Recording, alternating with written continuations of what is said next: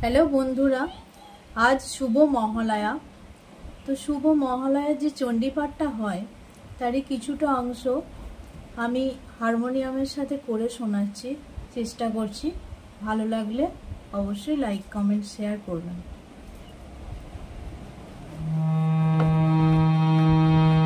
আশ্বিনের শারদ প্রাতে বেজে উঠেছে আলোকমঞ্জে, ধরণীর বহিরাকাশে অন্তরিত মেঘমালা, প্রকৃতির অন্তরাকাশে জাগরিত জ্যোতির্ময়ী জগন্মাতার আগমন বার্তা। আনন্দময়ী মহামায়ার পদোত্তরে অসীম ছন্দে বেজে ওঠে রূপলোক রসলোকে আনে নবভাব মাধুরে